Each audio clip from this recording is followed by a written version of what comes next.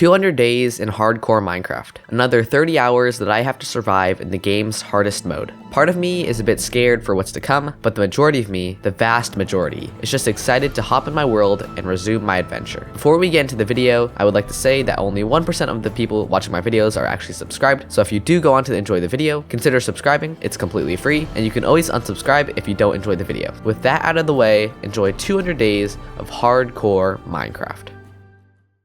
So here we are, back in our village, surviving another 100 days. It's been quite some time since I last played in this world, and I needed to refamiliarize myself with the surroundings, so I walked around and said hello to the villagers, iron golems, and of course my dog, whose name I will reveal later. I had a lot of goals that I wanted to complete during these 100 days, and although it might sound like a lot of time, it really isn't.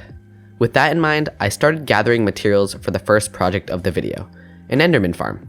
Enderman farms are a good source of XP, which is very important to have in any Minecraft world. On day 102, I finished collecting the materials for the farm. I had left one of the shulker boxes by my house, and when I went to go pick it up, an iron golem was dancing on it. Maybe I need to add a dance floor to my list of future projects. The Enderman farm that I decided to use was by a YouTuber named Shulkercraft. The farm drops the Enderman down a chute so that they are a one-hit kill. The build was pretty simple and it took less than 2 days to complete. Once finished, I tested it out, and let's just say that it worked very well. I've had some bad experiences with Enderman, so I decided to get some revenge. On day 105, I worked on digging out the quarry. Mining used to be pretty slow, but with my OP netherite pickaxe, I was able to cut through the stone like butter. Another bonus to mining in the quarry was that it was now deep enough to start generating ores like coal and iron. Building the wall around the village was probably the best decision that I made in the last 100 days, but there was one problem with it. I couldn't get in or out. Instead of just having a door, I chose to make a big gatehouse that would make the entrance to the village more grand. It took a little while to figure out a design, and I wasn't completely happy with it when I was finished,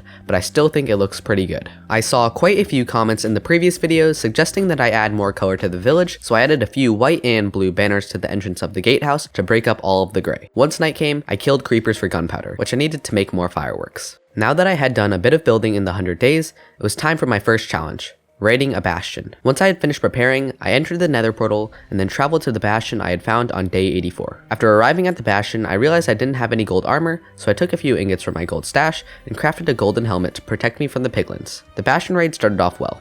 I trapped all of the piglin brutes and then looted the chests. However, when I went to loot the rest of the bastion, it was missing. I don't know if it had problems generating or something, but I knew I couldn't count that as a successful raid. After doing a bit of exploring, I found a second bastion which had spawned in a basalt delta. I had no idea that was even possible. Sadly, that meant some of the loot didn't spawn because of all the lava. The raid wasn't super interesting, but it was good enough for me, so I decided to head back home. While I was flying back, I found another bastion, and this one had actually generated correctly. Just as I was about to start pillaging, the craziest thing happened. I spotted a fourth bastion. I swear, this is not scripted. You can go check out the seed for yourself in the description. From what I could see, the fourth bastion was of the treasure variant, which holds the most loot. I decided to just take the gold blocks from the third bastion and then flew over to the fourth one. This bastion raid was one of the craziest and most stressful experiences I have ever had playing Minecraft, and I wouldn't be doing it justice by narrating over it, so instead, enjoy this epic montage.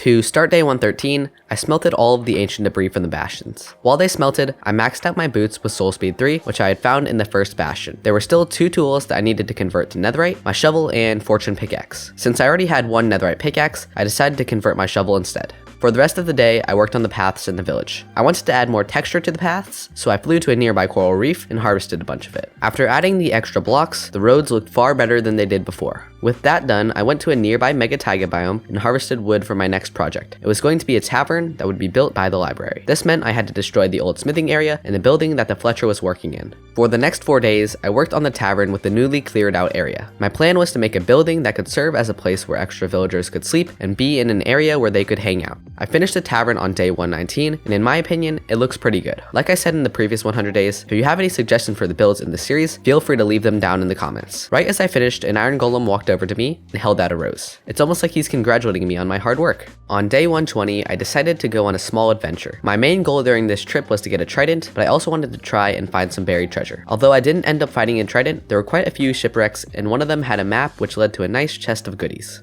Apparently, I wrote in my notes that I had found a buried treasure even though I didn't. Am I that desperate for loot? Despite the fact that I had managed to get a bunch of good loot from the shipwrecks and buried treasure, I was still disappointed that I didn't have a trident yet. With this in mind, I started gathering materials for a drown farm. And yes, before you ask, this will actually be useful for another project that I have planned for this video.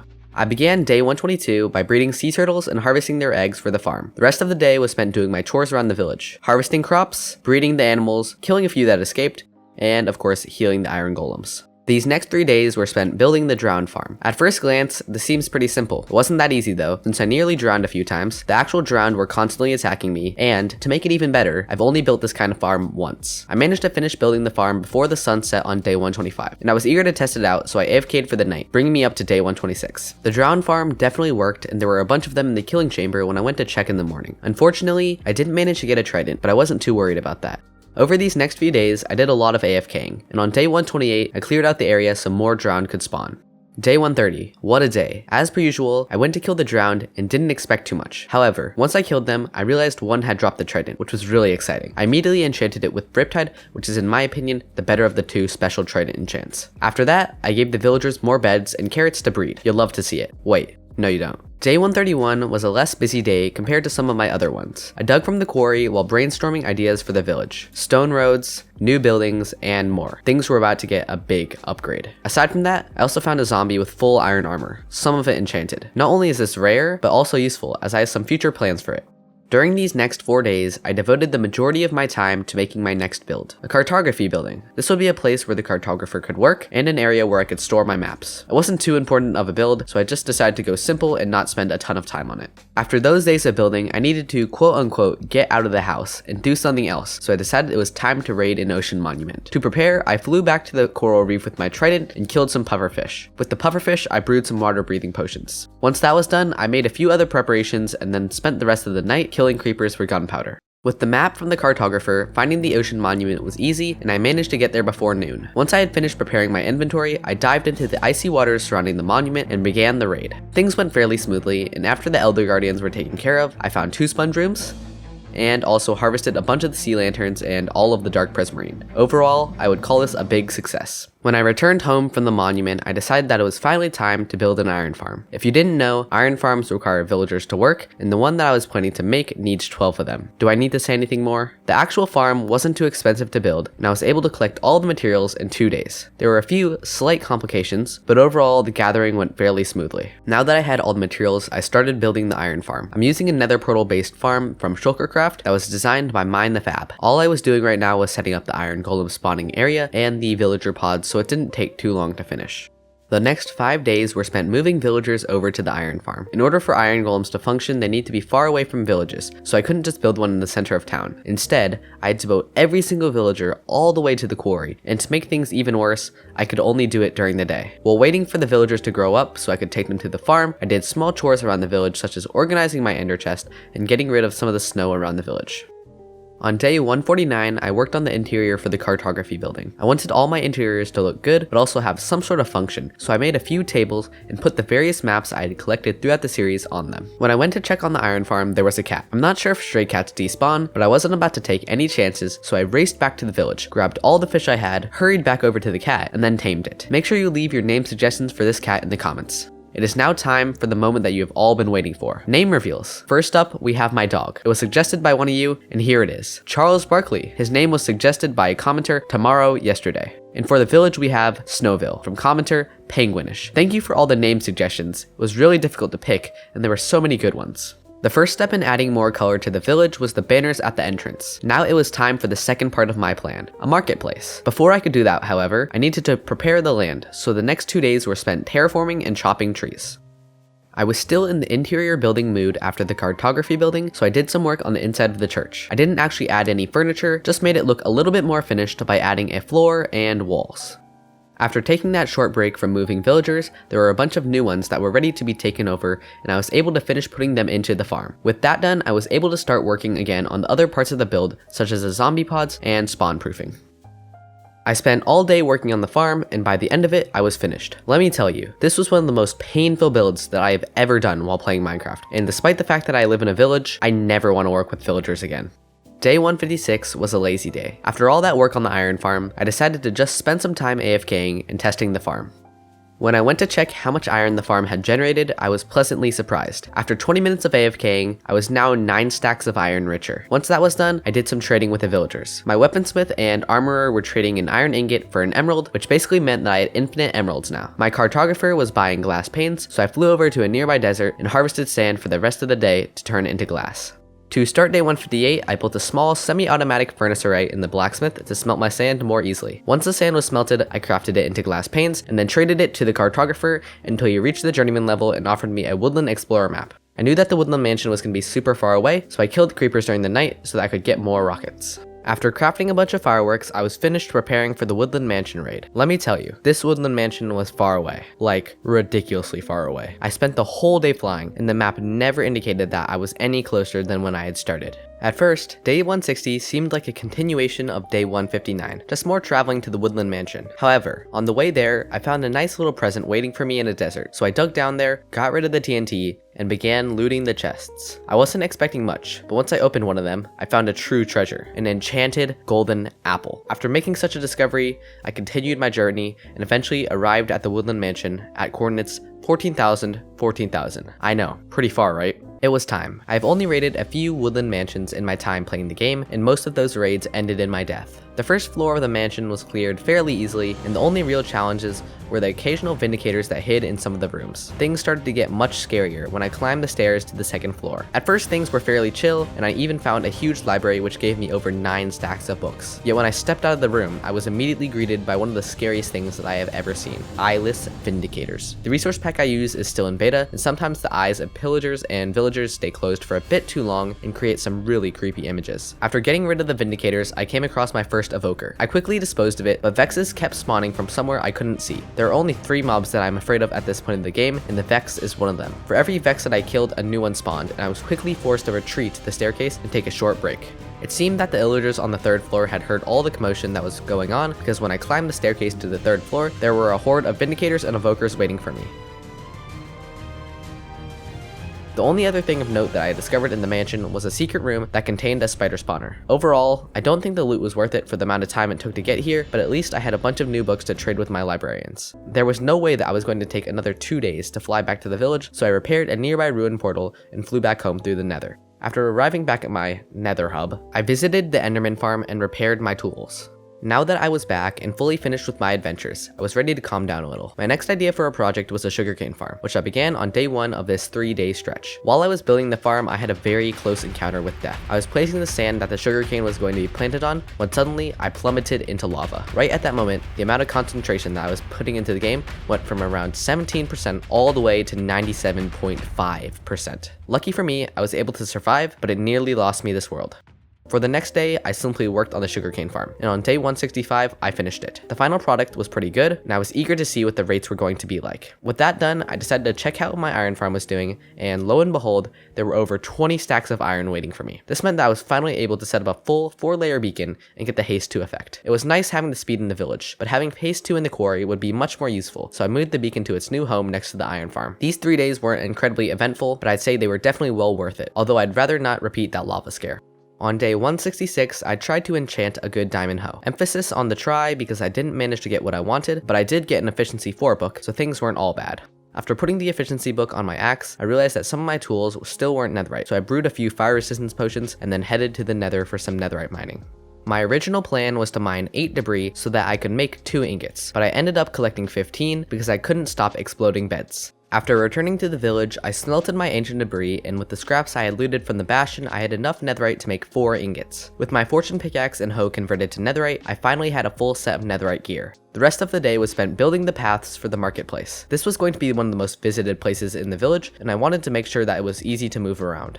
Day 169. On this nice day, I started building the stalls for the marketplace. By giving each stall a different color roof, I was able to give the village a lot more color, which is always a good thing.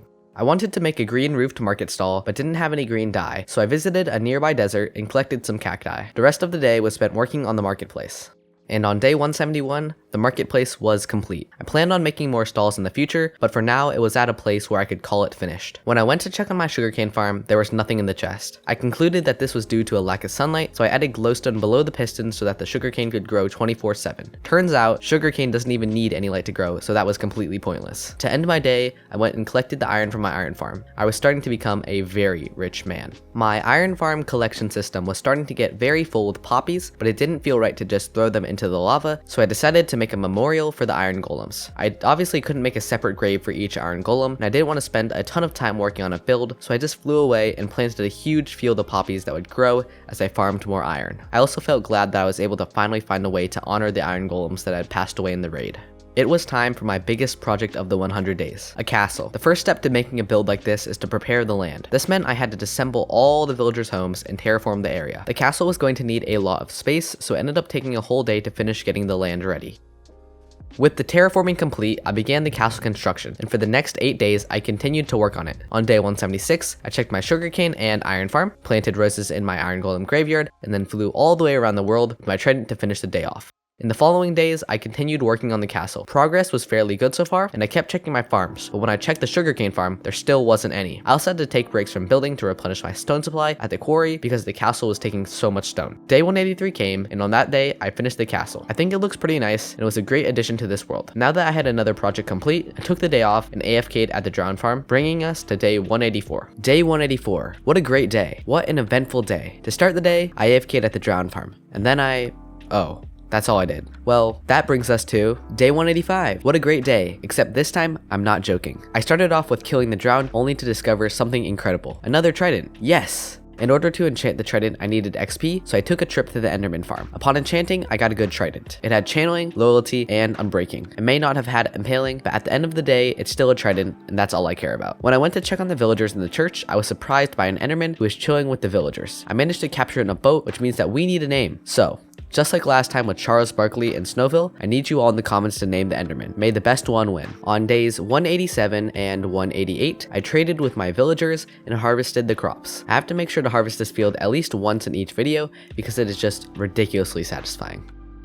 The next 2 days were spent finishing the village wall. In the last 100 days, I had only added the battlements to half of the wall. My original plan was to make the wall 3 blocks thick, but I was a bit low on stone and time, so I decided to just make it 1 block wide. Keeping consistent with the last few days, day 191 wasn't very eventful. I began by going to the iron farm in order to get lots of iron blocks for a special event that might happen soon. To finish off that day, I worked on the castle courtyard, and upon finishing, I was able to go to bed early.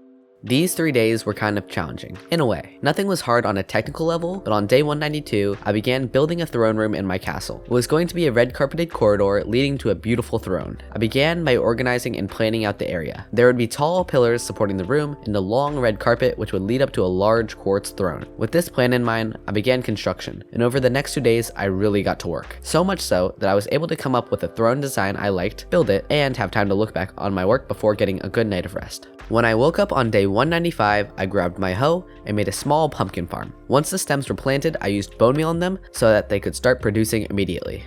The final challenge of this 100 days is going to be a raid, but not just any raid. This is going to be a level 5 one, basically the hardcore Minecraft of raids. Of course, there were some preparations that had to be made before I could take on the pillagers, so I trapped my villagers in the tavern and church so that they would be safe while the raid was going on. Last time I fought a raid, some of the waves had spawned inside the village, and I almost died because of it. Obviously, I didn't want a repeat of that, so I began step 2 of my plan, an iron golem army. To finish off the village preparations, I brought the beacon back to the village and set it to regeneration and resistance, which would be very useful during the raid. Now, in order to begin the raid, I needed to get Bad Omen 5. To do this, I flew over to the nearby outpost and killed pillagers. It wasn't super hard, although for some reason, there were an abnormally large amount of pillagers spawning. Once I had the Bad Omen level I needed, I flew over to a nearby mountain and built a cozy little tent where I would stay until morning.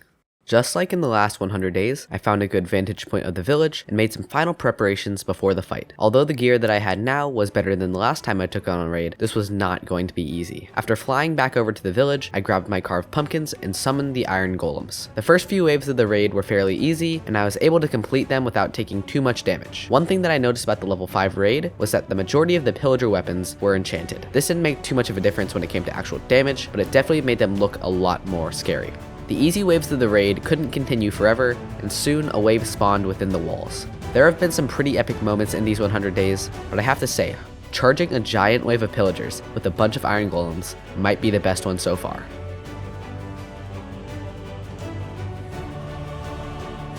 I've said it before, and I'll say it again. Building the wall was the smartest decision that I have ever made while playing Minecraft. Most of the raiders spawned outside of the wall, which made them pretty easy pickings. Although I could have just sniped the pillagers for the rest of the raid, my sword wanted to have some fun as well, which almost cost me my life several times. After sniping the last villager of a wave, I suddenly heard a loud noise that surprisingly signified the end of the raid. I didn't think I had fought that many waves, but the game seemed to disagree, and I wasn't about to argue. Defeating a level 5 raid, of course, gives you level 5 Hero of the Village, which means insane discounts, so I spent the rest of the day trading to make some money. Once the villagers had retired to their homes, I headed back to my house, climbed into bed next to my dog and cat, and then went to sleep.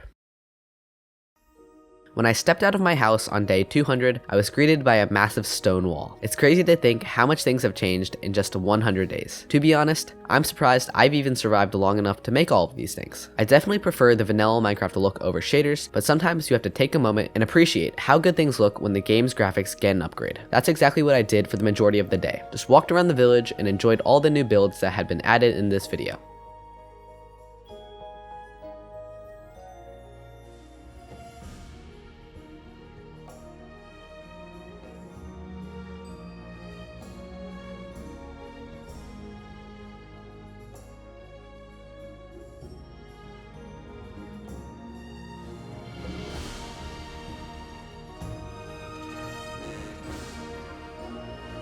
I will be the first person to admit that I hadn't been the best pet owner during this 100 days, so before the day ended, I took my pets and brought them over to the castle. Or at least, I tried to bring them both over, but it seemed like my cat was more intent on ramming his head into a wall, so I decided to just leave them be. My dog was much more excited to see the castle, and I was able to sit him down next to the throne without any trouble. For his good behavior, I fed him a whole steak, which he seemed to enjoy. With my dog settled, I sat down on my throne and took some time to reminisce on all the crazy things I had managed to complete in these 100 days. I was proud of what I had managed to accomplish during my time in this world, but I was by no means finished, so I let myself have one final rest before the grind would begin again.